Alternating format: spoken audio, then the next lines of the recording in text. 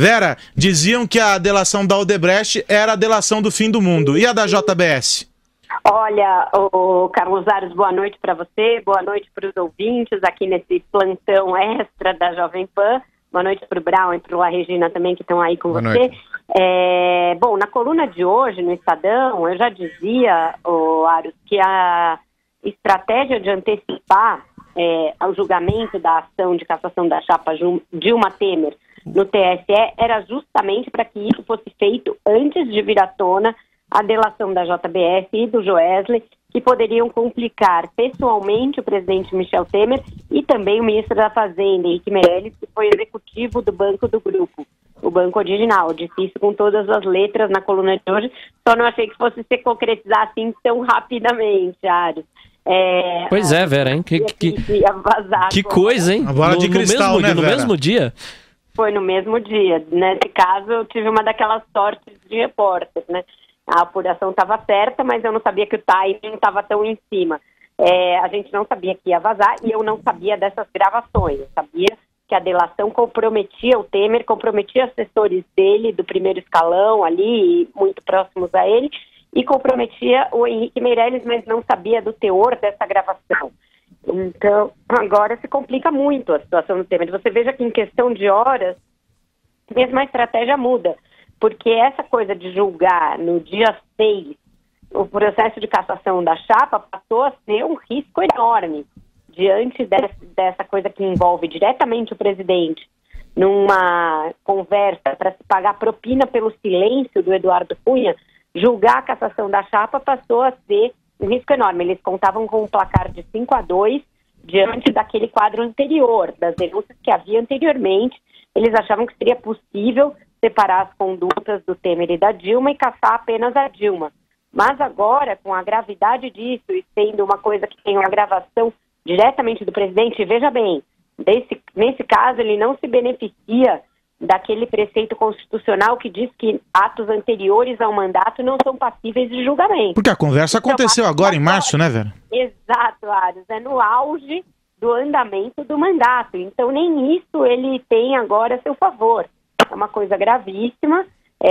A gente pode viver aí uma situação inusitada de ter dois presidentes caindo em um ano. Uma coisa meio argentina na época do Duhalde, ali daquela época que a gente viveu há poucos anos. Ainda está difícil de falar com os assessores presidenciais em Brasília, está todo mundo fechado em reuniões, todo mundo muito assustado. O Rocha Loures, que assumiu como deputado no lugar dos Serralho, era um assessor especial do Temer, muitíssimo ligado a ele, falava inclusive em calls com o sistema financeiro, com agências de risco, em nome do presidente. Então ele não pode dizer que era alguém descolado do Temer, era alguém umbilicalmente ligado ao Temer, viajava com ele para cima e para baixo. Então a coisa está bem, bem grave e bem séria, e também é grave e séria para o senador Aécio Neves, né? A se confirmar que ele também foi gravado numa circunstância bastante adversa, pedindo para um parente ir negociar propina ali, também complica muito a situação do senador Aécio Neves, que já não era fácil. Ô Vera, eu vou repetir aqui para aqueles que estão chegando agora a nota que foi divulgada pelo Palácio do Planalto, e aí queria que você também comentasse essa manifestação. Até para falar em questão de gerenciamento de risco. Para falar sobre a crise, momento, né? Vou ler a nota aqui, tá, Vera? O presidente Michel Temer jamais solicitou pagamentos para obter o silêncio do ex-deputado Eduardo Cunha. Não participou e nem autorizou qualquer movimento com o objetivo de evitar delação ou colaboração com a justiça pelo ex-parlamentar. O encontro com o empresário Joesley Batista ocorreu no começo de março, no Palácio do Jaburu, mas não houve no diálogo nada que comprometesse a conduta do presidente da República. O presidente defende ampla e profunda investigação para apurar todas as denúncias veiculadas pela imprensa, com a responsabilização dos eventuais envolvidos em quaisquer ilícitos que venham a ser comprovados.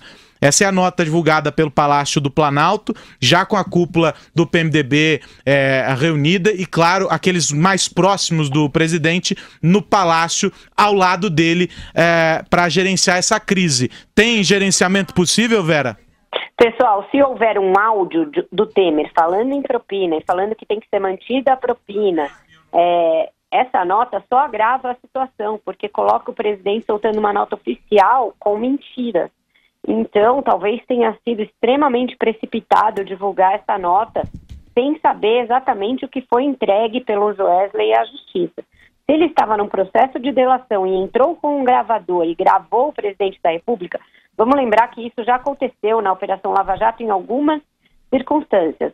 O ex-diretor da Transpetro, Sérgio Machado, Sim, gravou vários PMDBistas. E o filho do Nestor Cerveró gravou o senador Delcídio do Amaral, que acabou sendo preso em flagrante, algo raríssimo para um senador da República. Então, se existe realmente uma gravação, essa nota complica em muito a situação do presidente, porque coloca um componente de mentira oficial que é passível de impeachment. Só isso já é passível de impeachment. Você mentir usando o cargo. Vamos lembrar que o Bill Clinton quase caiu por conta disso, não por outro motivo.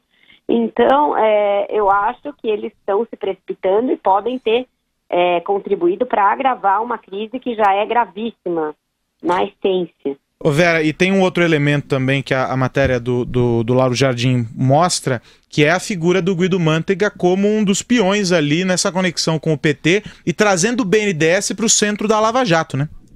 Algo que já tinha acontecido na Operação Bullish, que mostrava aí o BNDES enfronhado no projeto criminoso de poder do PT, e o Guido Mantega já tinha aparecido tanto nessa operação quanto nas delações do casal Mônica Moura e João Santana, quanto na Operação Zelotes, como um cara que era um operador de propina dentro do Ministério da Fazenda ou dentro do BNDES. Então, isso não é exatamente novidade, mas é uma coisa a corroborar uma linha de investigação que já havia e contra a qual ele se insurgiu numa entrevista em que tentou posar de vítima, né, Aro? Exatamente. Então, você veja que todos os álibis, todas as justificativas vão caindo por terra. A Lava Jato assumiu uma tamanha proporção e ela se tornou tão inexorável, a Lava Jato e as outras operações decorrentes dela, que qualquer tentativa de se estabelecer um acordão, de se fazer uma limpeza do terreno, vai caindo por terra à medida em que novos elementos vão surgindo. É muito interessante. Bom, Vera, você falou dessa prática da Lava Jato já ter sido feita, inclusive no caso de Sérgio Machado, no caso do filho de Cerveró, mas de uma certa forma marca uma nova fase da Lava Jato. Nós temos aí conversas gravadas, filmagens, gravações com imagens e o dinheiro que foi entregue nessas transações era completamente controlado pela justiça, as mochilas tinham chips, as malas tinham chips, ou seja, é uma nova fase da Lava Jato já se antecipando aí ao caso ao crime de corrupção. Ao crime de corrupção, a Lava Jato já se antecipa em relação a isso. Você tem razão, Vitor. Nesse caso, a PF participou de uma espécie de uma montagem de um flagrante, né, de obtenção de um flagrante. Tinha acontecido, por exemplo, em outras operações, como a Satyagraha, em que empresários foram filmados ou gravados em restaurantes recebendo esse tipo de propina. Naquela época foi anulada porque havia vícios na operação. Agora vamos ver se todos os procedimentos foram autorizados judicialmente, se foi tudo feito dentro dos conformes. Mas isso, você tem razão, que apesar de já ter havido outras gravações, elas foram feitas e depois oferecidas à Força Tarefa. Agora a Força Tarefa já participou na gênese. Então é uma nova fase, sim. Vamos ver se essa delação do núcleo JBS vai ser usada só na Lava Jato ou se ela vai se espraiar para essas outras operações que são correlatas. A Bullish, a própria Zelotes investiga também a participação do BNDES. A Carne Fraca tem a JBS também como um dos pivôs. A gente tem que ver como todas essas operações vão se ligar e vão se beneficiar dessa delação de alguma maneira. Obrigado, Vera, pela participação. Vera, boa noite. Boa noite para vocês, Vitor e Carlos Aros. Qualquer coisa que eu tiver de novidade, eu faço contato aí com a Central, tá? Bom trabalho. Obrigado, Vera.